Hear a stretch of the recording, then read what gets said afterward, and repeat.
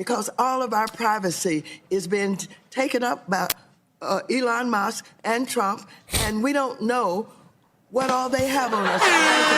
We don't know what they have on us. Yo, she said it, yo. We don't know what they have on us. Oh, my God. The last time you testified before this committee, you said, and I quote, It's crazy. Really successful. Run that back, yo. Clip that. Yo, somebody clip that.